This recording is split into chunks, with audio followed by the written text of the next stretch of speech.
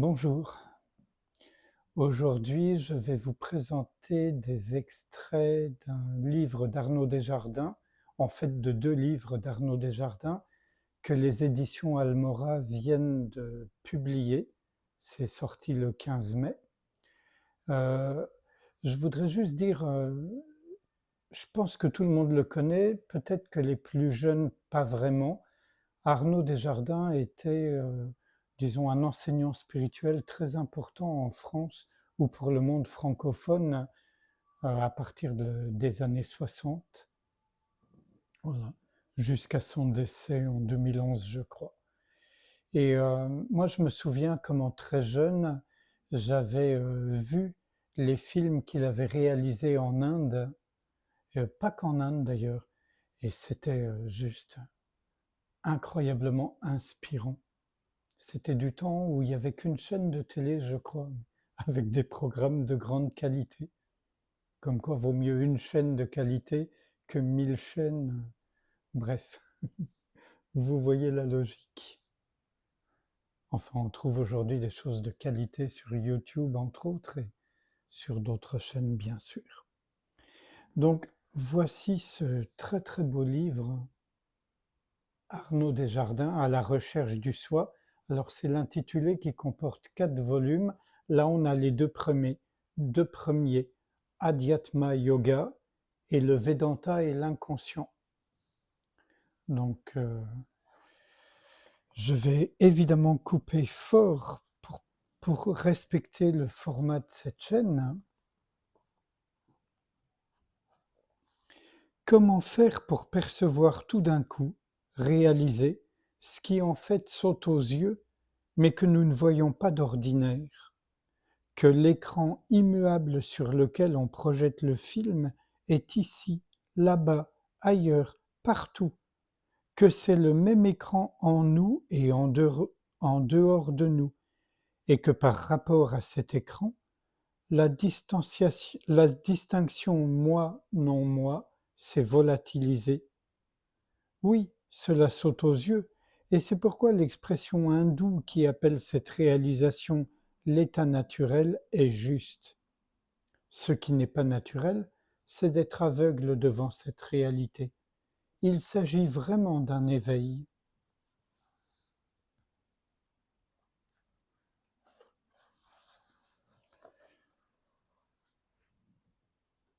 J'ai oublié de dire que Arnaud Desjardins a une pédagogie progressive qui lui est propre, bien qu'elle respecte la tradition, notamment hindoue, mais pas seulement.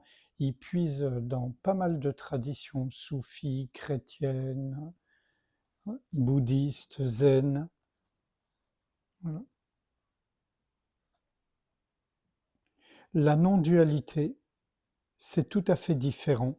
L'ego n'existe plus, lui qui d'ordinaire est tout le temps là pour réagir, apprécier, refuser, critiquer, s'enflammer, s'emporter, être emporté par l'émerveillement ou par la peur.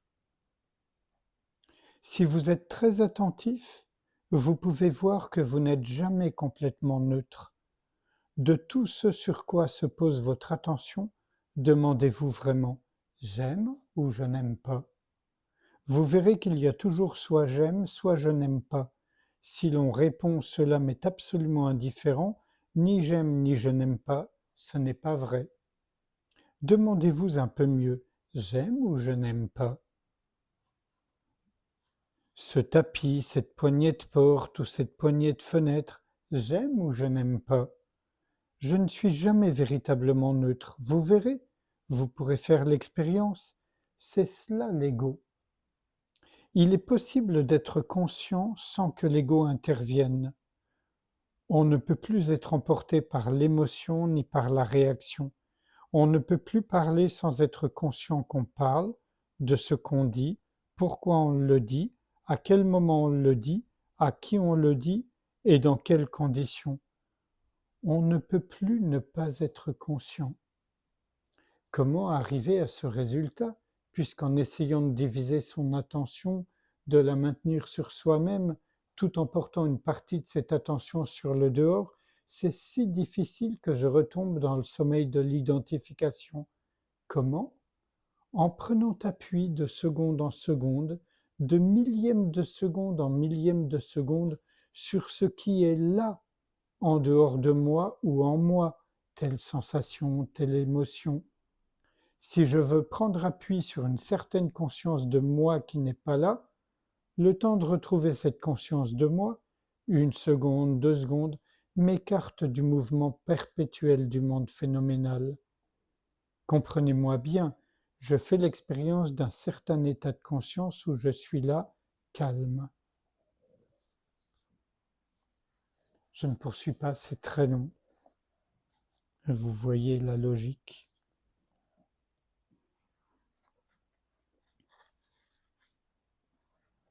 Je le répète, la conscience de moi ne m'est pas naturelle. Elle va me demander quelques secondes à établir. Et l'adversaire, comme dans les arts martiaux, a déjà remporté la victoire. Au contraire, si je prends appui sur ce qui m'entoure et si j'en suis intensément conscient, ce qui est possible, puisque tout ce qui m'entoure est tout le temps là, cette conscience de ce qui m'entoure me ramène à la conscience de moi, et la décision d'être conscient de ce qui m'entoure me conduira, au bout de quelque temps, à vivre en permanence dans la conscience de moi, tout le temps et de façon aisée.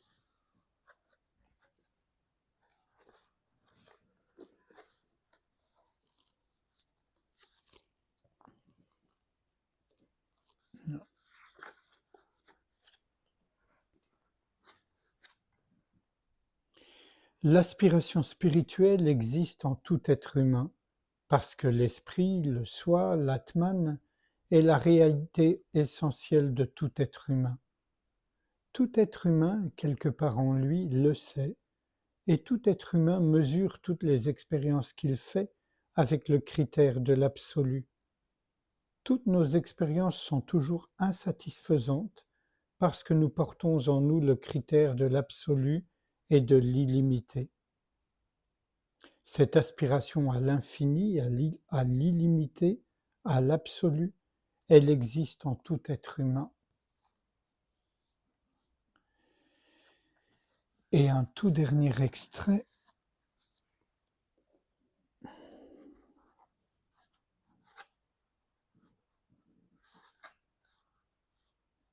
Le monde ne coïncidera jamais avec votre monde.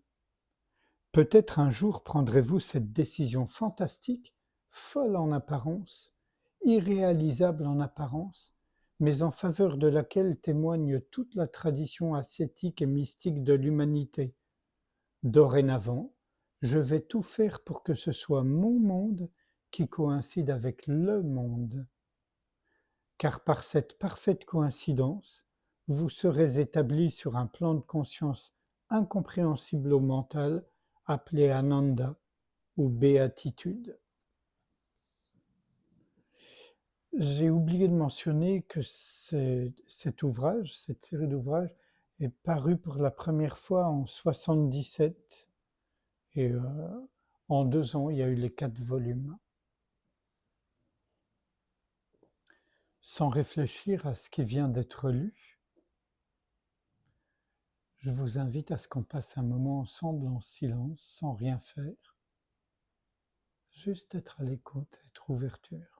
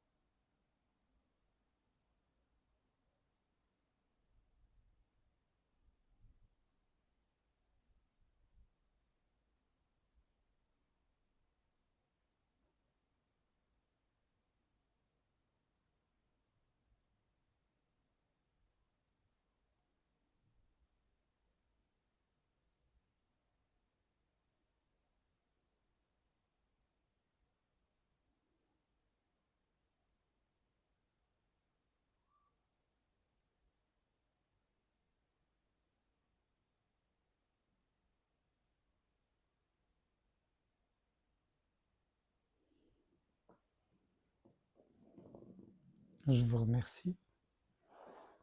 À bientôt.